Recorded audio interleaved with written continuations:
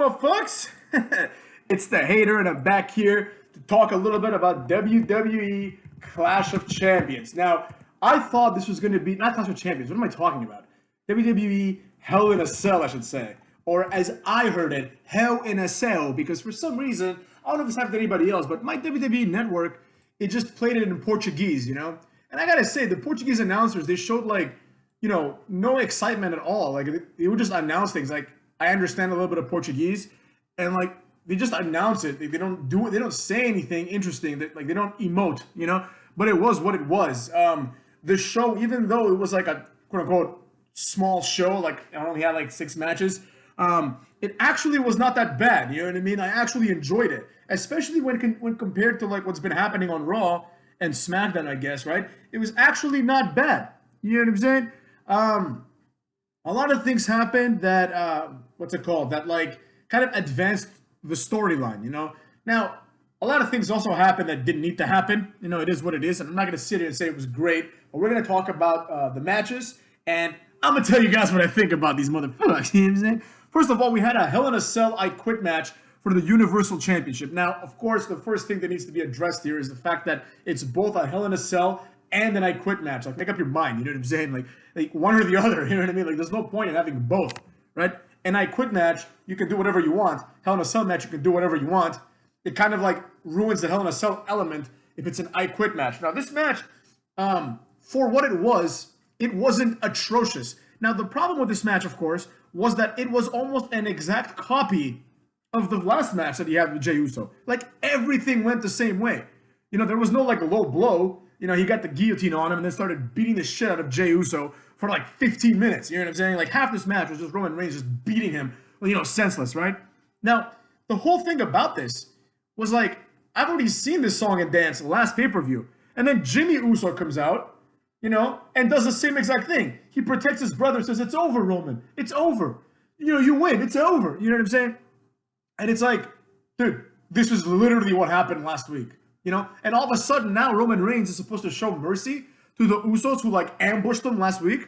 You know what I mean? They failed at ambushing him, but they played the little twin magic. You know what I'm saying? And I remember seeing that, and like one of the Usos is wearing a mask, and he takes it off, being like, "My brother's behind you." You know what I'm saying? Like, dude, nobody can tell you guys apart, anyways. You know what I'm saying? Like, I mean, I get Roman Reigns is like their cousin, so like if anyone can, it would be someone in the family. But they really didn't need to sell that at all. You know what I mean? So the match was okay, except for like a couple of things. Number one, it involved one of the Usos, right? Usos are never going to become champions, like world champions, so this is silly. 2, it was the exact same thing as the last match, right? And also, it's the second time that an Uso is in a Universal title match. These guys like last pay-per-view, Michael Cole was like, Uso has never had, a title match, a singles title match, in his WWE career. Now he has 2 consecutive ones. It is what it is. Even that I can tolerate. The thing I cannot tolerate is that it was the exact same match, and I'm tired of this like tribal chief storyline. It ended with Roman Reigns putting the guillotine on the other Uso, Jimmy Uso, and then Jey Uso was like, I quit, because he was hurting his brother, right? Which is ridiculous because it's like he's just doing a guillotine choke on him, you know what I mean? Now, I guess the premise was like Roman could hurt him. He really could hurt him, so like he had to say I quit because he couldn't protect his brother because he was like destroyed, And then like I think Alpha and Sika, like 2 old Rikishi-looking motherfuckers come out. I think it's Alpha and Sika.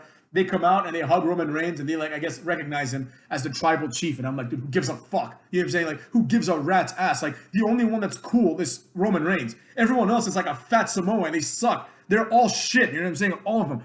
Like, Rikishi is not cool at all. The Usos aren't cool. Umaga, rest in peace, wasn't cool. Rosie wasn't cool, rest in peace. You know what I'm saying? Like, Alpha and Sika, nobody knows who the fuck they are.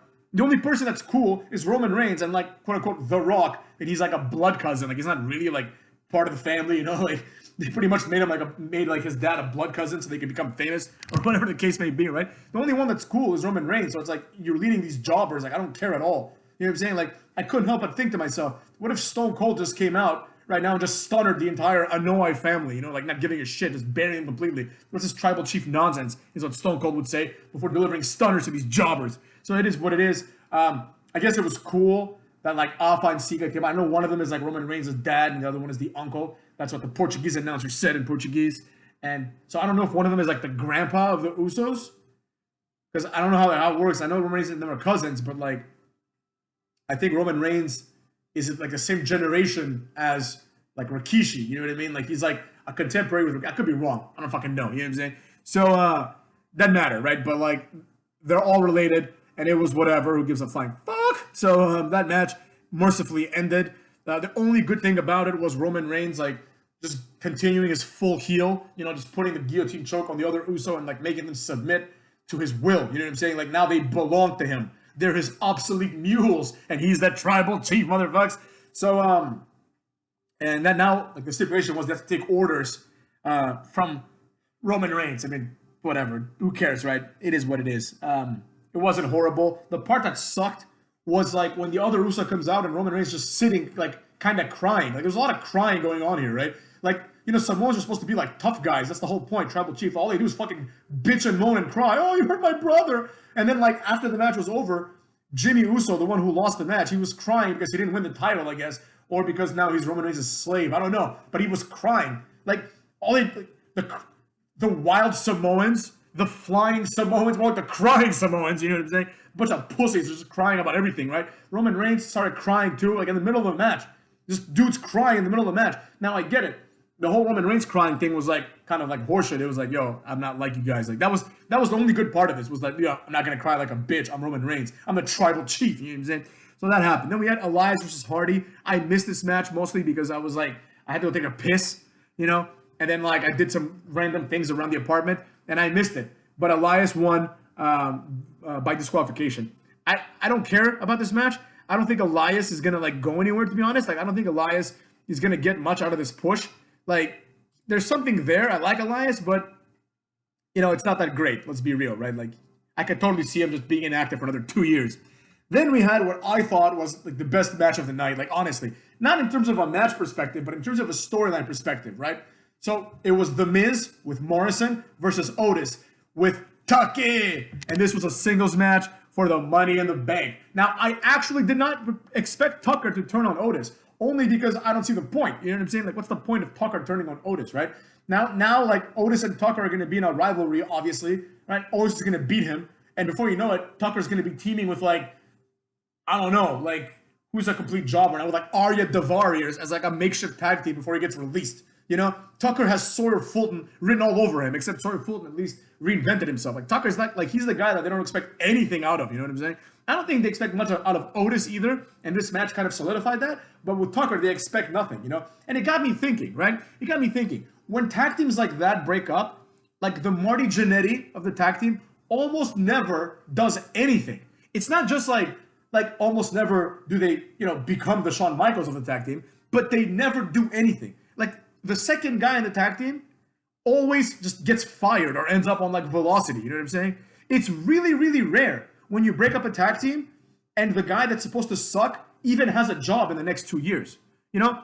Like, for example, perfect example, like when Crime Time broke up, obviously Shad Gaspard was the guy, rest in peace, you know what I'm saying, was the guy that they were gonna like put their eggs behind, you know what I'm saying? They were gonna put their momentum behind Shad, right? He was gonna be the big single star, right? Or at least was kind of gonna be a single star. And then JTG just became a jobber. You know, he became like a complete jobber immediately. Like he beat Shad Gaspard in like their grudge match because it's always like a tag team breaks up. They have a pay-per-view match. One of them becomes like a mid-carder, and then the other one becomes like the lowest tier jobber in history. You know what I'm saying? And that's what happened to JTG. Even though he won, I think he won the feud. He ended up on like Velocity, right? And Shad had like a small but memorable push. You know what I'm saying? Same thing happened with like, do you remember Cade and Murdoch? Cade was aligned with Jericho, and Murdoch had like a country singer gimmick. You know what I mean? Like the second guy always gets cucked. The only example, aside from like obviously like Hardy Boys, Edge and Christian, where they actually had good wrestlers, the only example that I can think of is America's Most Wanted, where James Storm was clearly positioned as the Marty Jannetty. You know what I mean? And Chris Harrison is the host of the Bad Son of the Fucks. Chris Harris was like the Shawn Michaels of the tag team. Chris Harris went on and beat Christian in like a co-main event at a pay-per-view, right? And James Storm was on the pre-show, like wrestling Shark Boy. But then eventually, James Storm, because he's so good, he was able to become the Shawn Michaels. And Chris Harris went to like to ECW to become Braden Walker and one of the most laughable things ever. You know what I'm saying? And James Storm became like a TNA legend, if you will, right? So, but I have a feeling that Tucker is not going to be a James Storm. He's going to be more like a JTG. You know what I'm saying? He's going to be more like a Darren Young to the Titus O'Neil. He's going to be the guy that eventually just becomes a jobber, and then before you know it, they're fired completely. They're gone. They're out of there. Beat it, kid. You know what I'm saying? So, that is what happened. And, as far as I'm concerned, Tucker can just start counting his days of employment. You know what I'm saying? He betrayed Otis, which led to Miz pinning Otis after Tucker hit him with the briefcase, like in the shoulder, but they sold it as if he hit him in the head, kind of. You know what I mean? Miz pinned him. Miz is now Mr. Money in the Bank. Now, I didn't predict it to happen in this match, but I had a feeling that Miz was going to become Money in the Bank because Otis, quite frankly, is not going to be a world champion, right? And this goes to show how good Miz is. Miz, I've never really liked The Miz, if I'm being honest, but I have to give credit where credit is due. Miz is one of the greatest wrestlers in the last 20 years. Not 20 years, 10 years, right? Miz is so consistent, right? And Miz has had the shittiest storylines handed to him. And he didn't run the other way. He took it, he did his job. You know what I'm saying? He didn't pull a Cody Rhodes where it's like, I'm better than Stardust. No, you're not, kid. You're not better than Stardust, right? Miz doesn't have to go make up a bullshit company in order to promote himself. Miz just keeps grinding it out. You know, grinding it out, motherfucks. Grinding it out. And he is one of the hardest workers. You know, I don't want to hear, oh, Luke Gallows, Tyson Kidd. No, Miz is one of the hardest workers in wrestling history. Miz is someone that became a champion when he was red hot, right? Then he main evented WrestleMania and won at WrestleMania. Then when he lost, he just went way downhill, right? And he worked his way up. He didn't do it just by the fans demanding that he becomes the champion. He actually did it by putting on good performances, right? I can think of so many memorable Miz moments since then. Like his feud with Dolph Ziggler for the IC title, the one where it was Dolph Ziggler's last chance to not be a failure at everything he does. That one was a great feud. He had a feud with Shane McMahon. You know what I'm saying? Now he's back with Morrison. Miz has stayed relevant, right? Despite the fact that for 5 or 6 years of his career, he was wrestling Wade Barrett on the pre-show for the Intercontinental title when the Intercontinental title meant absolutely nothing. So I give a lot of props to The Miz for being as great as he is and now having the Money in the Bank contract, which, in my opinion, fulfills the prophecy of The Miz finally getting back to the main event scene. Now, I'm not saying that The Miz is going to be a constant main eventer. He might win the title, lose it in a month, and then go back to the IC title or the tag team titles with Morrison. I don't care about that. The facts are what the facts are. The Miz has worked his way up and now is Money in the Bank. And that's great for everyone, except for, of course, Otis. You know what I'm saying? But for The Miz, it's great. I would love to see, for example, Miz cashing in and him and Morrison being co-WWE champions. I think that would be a great little story. Miz and Morrison are great.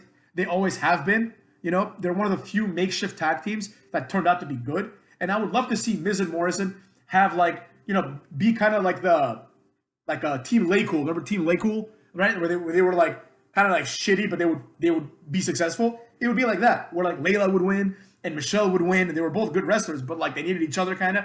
It should be like that. They already experimented with this when Miz and Morrison wrestled Braun Strowman for the Universal title, which I thought was great as a concept, right? Where they could become co-champions, or whatever the point was. But I really enjoyed the fact that The Miz won. I think it makes sense from a booking perspective and for long-term storyline perspective. Otis winning the Money in the Bank was ridiculous. Otis should first have had his feud with Tucker, right? Just like Damian Sandow and Cucky Rhodes had their feud, right? But it just so happened that the Rhodes Scholars were two Marty Jannettis. You know what I'm saying? It was like a tag team of where both guys are Marty Jannettis. And it was what it was. I enjoyed it. That's all I gotta say about that. Sasha Banks and Bayley. Hell in a Cell match for the SmackDown Women's Championship. Now, I'm not against this. I will say it's been a slow burning storyline and everyone knew it was gonna happen eventually. I don't particularly care. I'm pretty much sick and tired of seeing Sasha Banks versus Bayley. Every couple of years, they have a feud. You know what I'm saying? And then they're best friends again. It's like a Jonah Hill movie. First they're friends, then they're not friends, then they're friends again. Guaranteed next year they'll be friends again. So it's fucking stupid and I hate it. The match was all right for what it was. I will say I skipped about 85 to 95% of it. I watched the finish. The finish involved Bayley putting up a ladder and Sasha running, like jumping on the ladder, kind of like Jeff Hardy does when they do the poetry in motion, and doing a meteora on like a seated Bayley on the turnbuckle, right? Eventually, Sasha Banks puts the bank statement. It was like just so sloppy, right? It was the sloppiest thing ever. So Bayley tries to do like a Bayley to belly while holding a chair. She can't grab the chair because her arms are too short, right? So she completely botches that. Doesn't matter because Sasha escapes and then does this like shitty counter into the bank statement. But it was a shitty counter. It was just like it made no sense. It wasn't crisp, as the nerds would say. It wasn't effective. It didn't look good. It was a botch. Once again, the women botch heavily in their match. She does the bank statement using a chair, and she kicks the chair while she has Bayley in the bank statement. Like she kicks the chair so it keeps folding onto Bayley, right? Which I thought was a good little finish. So Sasha Banks is now the SmackDown Women's Champion. She was Raw Women's Champion like 2 weeks ago. I don't care. The only good thing about this is that the Sasha Banks Bayley program is hopefully over. You know what I'm saying? Next up, we had Bobby Lashley. No, sorry. I should say it like this. Next up, we had a match between the Hurt Business and Retribution, right? Where the Hurt Business was going to pick someone, and they also got the opportunity to pick which member of Retribution they wanted to face. Now, the only thing I didn't like about this is that for some reason they didn't pick Ali, right? Ali is not big enough to where anyone, honestly, in what's it called? In Hurt Business should be afraid of Ali, right? And they want to get their hands on Ali, like MVP was saying is like, Ali, we're gonna come and get you, right? But they had the opportunity to pick him as an opponent, or maybe they didn't. Maybe it was like anyone but Ali. I don't know, right? So they obviously picked Bobby Lashley, and for some reason, Bobby Lashley puts the U.S. title on the line, which I thought was cool because, like, Hurt Business, they're obviously not faces yet, but they're becoming more and more face-ish, right? Like, they're not faces because they just recruited Cedric Alexander in, like, a heel turn, you know what I'm saying? But now they're feuding with, like, a heel faction, right? And, like, they're doing quasi-honorable things. Like, MVP was like, all right, no corners, right? Like, it's going to be just Lashley versus one guy. Like, we're not going to be there to support him, right? Let's make it fair. Lashley didn't have to, but he put the U.S. title on the line, which is a very face thing to do, So they pick Slapjack, right? And they decide who to pick. Like MVP asks Shelton Benjamin, they're like, who should we pick? And he's like, how about the one that calls himself Slapjack, And like Shelton Benjamin was like, he was like smiling and snickering when he said that because it's so ridiculous. It's like, how about the one that calls himself Slapjack? Like the jobber, basically. Like he's a jobber who calls himself Slapjack. And I remember when Shane Thorne was in NXT, this guy was cut. He was lean as shit. Now he's a little chubby, right? And he's out there against Lashley. So long story short, Lashley just does a one-arm spine buster on him, puts the Hurt Lock on his ass. The guy taps out immediately. Then Lashley gets attacked by the rest of Retribution, like all the male members, right? Whatever. Dijakovic and Dio Madden, whatever the fuck their names are, they try to do a double chokeslam on Lashley. Lashley fights both of them off, right? Casually, the Hurt Business walks to the ring until Shelton Benjamin decides it's time to run in there, right? They run into the ring, right? And they beat the shit out of Retribution again. They just completely humiliate them. Like, it was almost presented as if, like, Lashley didn't need Retribution to single-handedly destroy all four of these retards, right? And that's exactly how it should be booked. Lashley is a monster. Lashley should beat Slapjack in the 2 minutes that he beat him, right? Lashley should beat Ali in 2 minutes. Lashley should beat Dio Madden and Dijakovic in 3 minutes. You know what I'm saying? There's no problem. Lashley should have no problem. Now, Lashley plus the Hurt Business, it's such an imbalance. You know what I'm saying? Like when the Hurt Business agreed to become like the problem solvers of Raw to save them from Retribution, like it was almost like tongue-in-cheek, But now they're like effectively doing it. Like it was almost like MVP was selling him like a pipe dream, He was selling like whatever. The guy, the general manager type, he was like, oh yeah, we'll solve the problem. Almost as if like they're not gonna do anything about it. But no, they're effectively destroying Retribution every week. Just embarrassing them, man. Like if tonight on Raw, Retribution doesn't destroy, what's it called, the Hurt Business, it's over for Retribution. That's it, man. They might as well go feud against Daivari on 205 Live. That makes more sense at this point. Oh, we're here to terrorize 205 Live because we can't terrorize Raw because Lashley beat the shit out of all of us. You know what I'm saying? What happened to the 15 members that they had? Like have the 15 members come and beat up Lashley. Do something, right? And anyways, it was what it was. Then we had Orton versus Drew McIntyre. This was I could not tolerate this match. The match wasn't horrible, but I could not tolerate it because it's the 15th match between these two jabrones, right? And I'm tired of it. I'm tired of it, man. You know, a lot of things didn't make sense here. At a certain point, Randy Orton uses the bolt cutters to open the cell door, right? And he leaves, like kind of implying that he's like done with this match. Like, I'm done, you know? But he had the advantage. Like, he had Drew McIntyre down, and he's like, I don't want to fight anymore, right? Drew McIntyre follows him, beats him up. They fight on the outside. Randy Orton climbs, right? He climbs up to the top of the cell where he has like a pipe. You know, he uses the pipe to beat up Drew McIntyre, kind of. But even that doesn't work. Because he has the pipe, Drew McIntyre ducks, and then just does like a double leg takedown, beats up Randy Orton. Then he gets up on the top of the cell and just does a taunt. You know, he's like, yeah! And then Orton hits him with the pipe. You know, it's like, dude, what are you doing? Why are you doing a taunt on top of a cage when there's a dude that has a pipe? Also, when Drew McIntyre was climbing the cell, right? Randy Orton could have just kicked him and had him fall from the cell. But he didn't do that. You know what I'm saying? So what's the logic behind that, right? Like, I'm not saying that he should, because that's obviously insane, right? What I'm saying is, like, design the match in a way where Orton doesn't have that opportunity.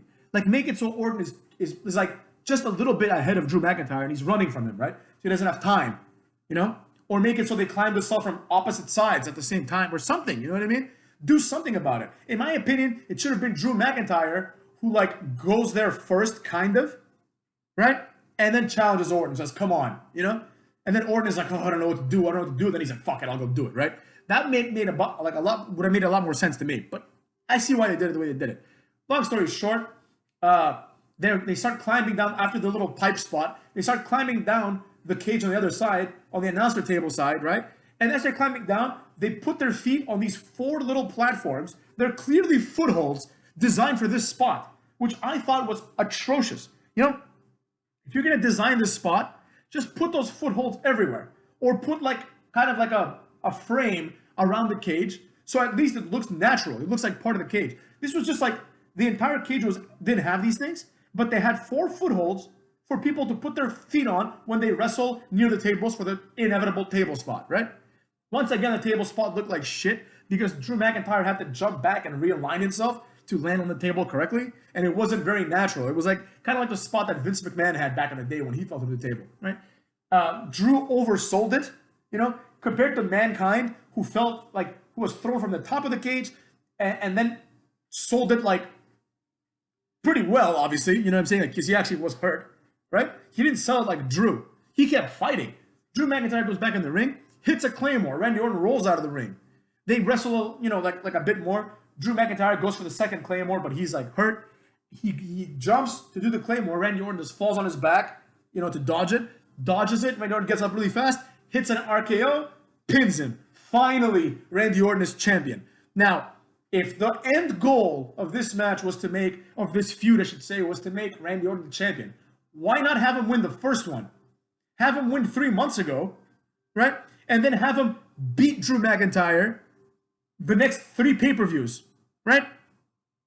And people might be thinking, well, that might make Drew McIntyre look weak. No, it wouldn't make him look weak because you have Randy Orton beat him through nefarious methods. You know, you have him cheat. Like, Drew McIntyre can even win one of those matches by DQ. You know what I mean? But you present Randy Orton as the main guy because inevitably you're looking forward to Randy Orton versus Edge, right? Because they had like a fantastic match. Honestly, one of the best matches ever, right? It lives up to the name, in my opinion. You're looking forward to that again. You're looking forward to Edge possibly winning the Rumble and Orton versus Edge at next year's WrestleMania. And the best way to do that is to present Orton as a very, very strong champion. That's what everyone wants to see. You know, Drew McIntyre's run wasn't that good, but I guess better late than never. I mean, Randy Orton is going to have to defend this title, presumably until WrestleMania, I'm assuming, right? Because I don't see anyone else being the champion right now. I think Randy Orton and Roman Reigns are the only 2 people in the company that feel like main eventers. And even they sometimes feel like mid-carders. But they're the closest you got. You know what I'm saying? They are the closest thing you got to main eventers. You have a few stars in the making. You have Lashley right there, who should be champion. But, you know, it is what it is, right? But they're great. Jeff Hardy should become champion. Lashley, that's it. Those are the only 4 guys, and The Miz now. Those are the only 4 guys that I can accept as, like, championship material. You know? So there you have it, motherfucks. That's been your review. And that's all I got to say about that. I'm going to watch Raw tonight. at some point and let you guys know how I feel about that motherfucker. You know what I'm saying, motherfuckers?